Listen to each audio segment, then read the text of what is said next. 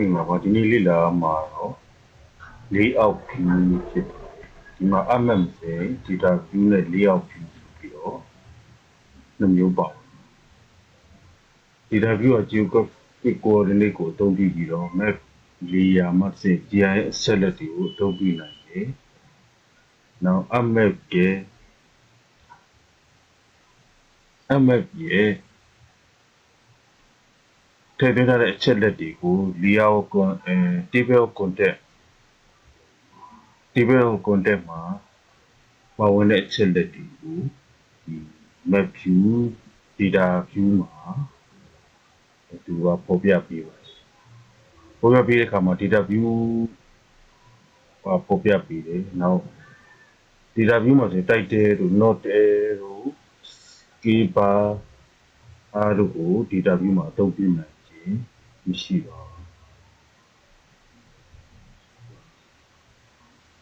နောက် layout view မှာတော့စာရွက်အလွတ်လိုပါပဲ layout view မှာစာရွက်အလွတ်လိုထည့်သွင်းထားတဲ့ပုံစံဖြစ်စာရွက်အလွတ်လိုထည့်သွင်းထားတဲ့ပုံစံမျိုး page setter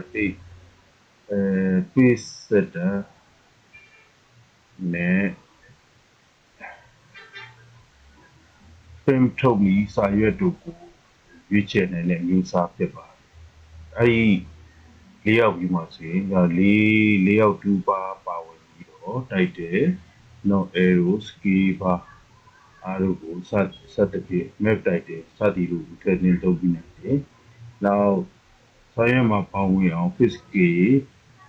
ပုံသဏ္ဍာန် scale ကိုထည့်သွင်းအသုံးပြုထားတယ်နောက် grid line တွေ map legend တွေထည့်သွင်းသုံးပြီးနိုင်တယ်အနေထားဖြစ်ပါတယ်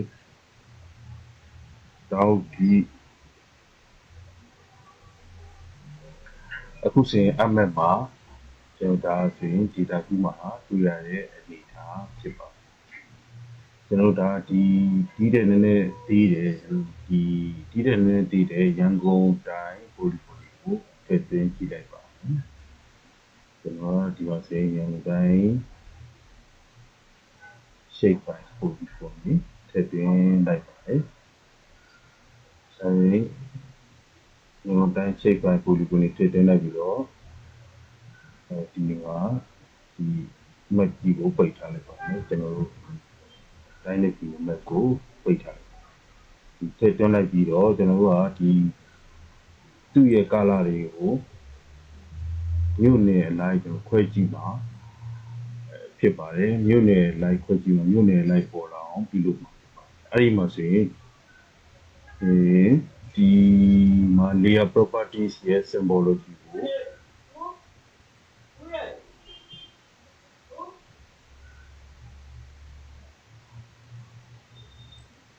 ကျွန်တော် right click နဲ့ properties ကိုဝင်လိုက်ပါတယ်ဝင်လိုက်ပြီးရင်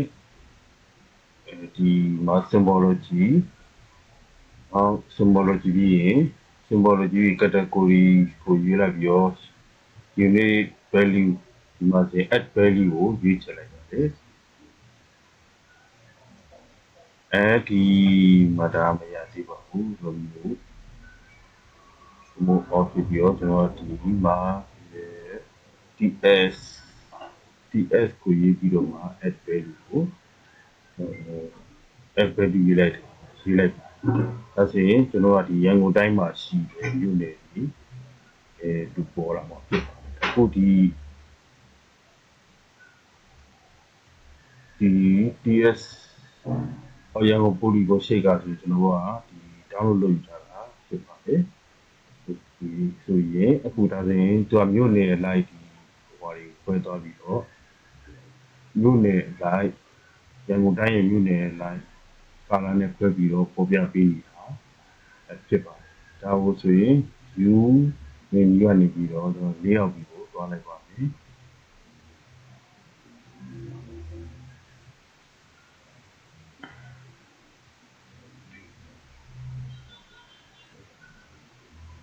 layout ပြီးကိုရောက်ရှိသွားပါမယ်အဲ့ဒီအခါမှာဆိုရင်ဒီမှာဒီ map ကို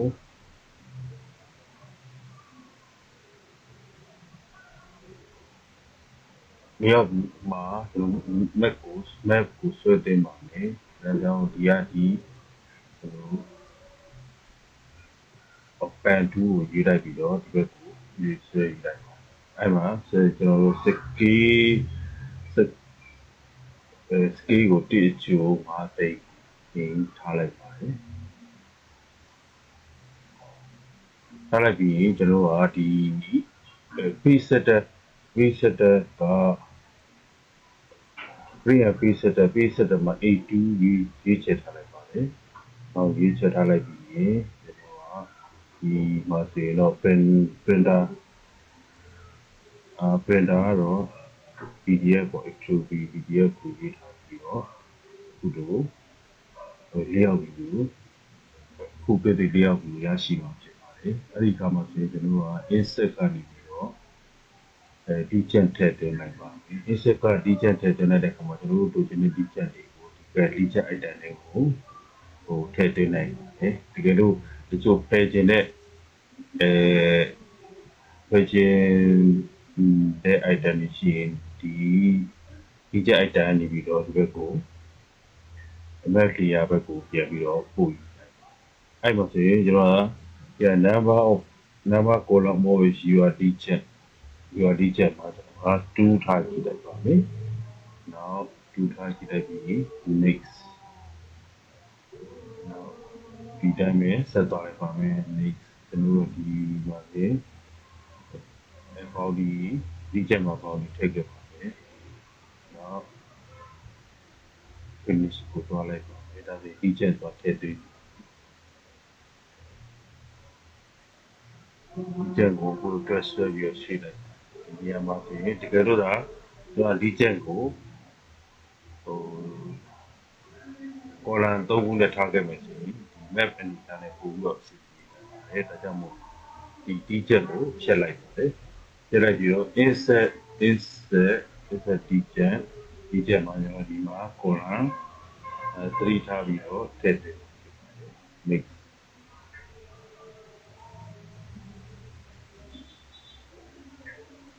ဒီမှာတော့ 0.5 နဲ့ပေါ့ထားခဲ့လိုက်ပါတယ်နောက် next finish နဲ့သွားလိုက်ပါတယ်အခုဒီချက်ကိုထည့်သွင်းနိုင်မှာဖြစ်ပါတယ်ဒီမှာကျတော့ map ဒီဆက်နဲ့ဒီပါတွေက pen 2ကိုရေးပြီးတော့ map ကိုအပေါ်နဲ့ဆွဲတင်ကြည့်လိုက်ပါမယ်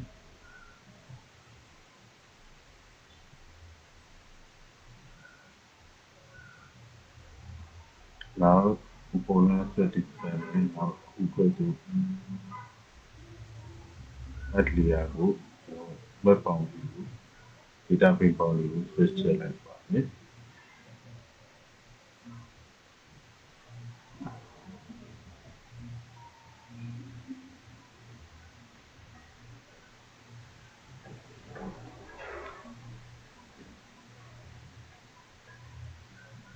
ဒါဆိုရင်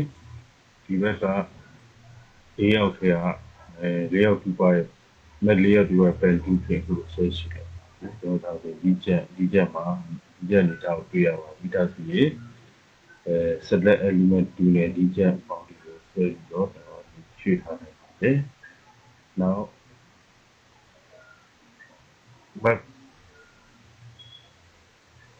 map ကိုအောက်ကိုလည်းဆွဲရွှေ့ပြီးတော့ချိန်တယ်နောက်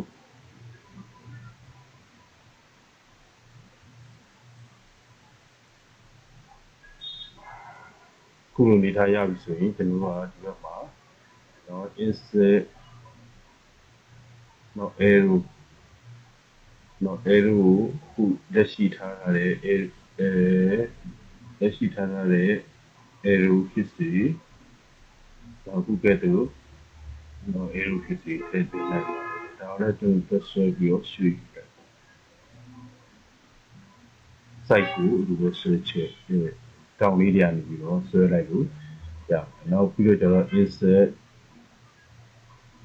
scale bar ကတော့ကျွန်တော်တို့ဒီ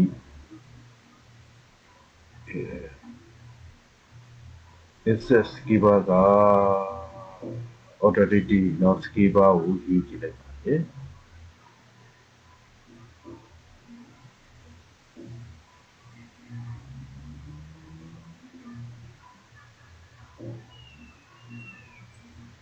scale bar ကနည်းနည်းရှိ ဒါကြောင့်မို့ဒီမှာ Skiba က number of division number of subdivision ကိုရှော့လိုက်ပါတယ် unit ကတော့ဒီကီလိုမီတာနဲ့ပဲထားလိုက်ပါမယ်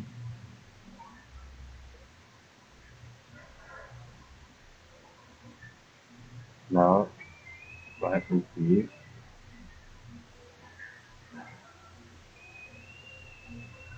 အဲဒီ Skiba အဆင်ပြေတော့ပါပြီအခုကတော့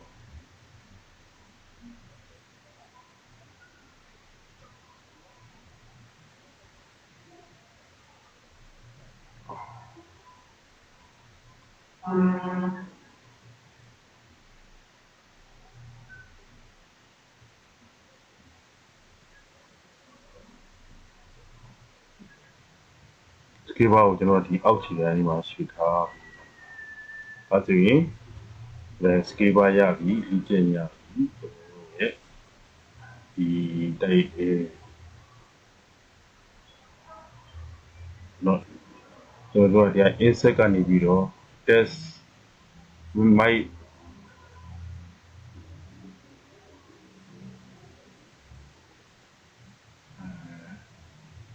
တိုက်တဲ့ test ကိုထည့်ပေးမယ်တိုက်တဲ့ test ကိုခုကတည်းကရိုက်ပြီးတော့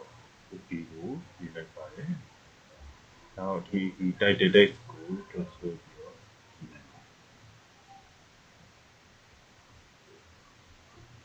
တော့ဒါဆိုရင်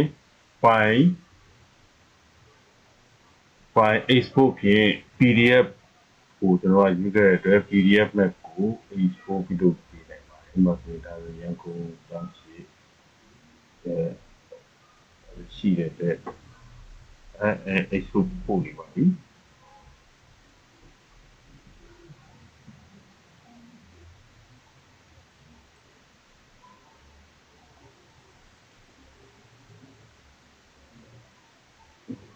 တောင်ရှိ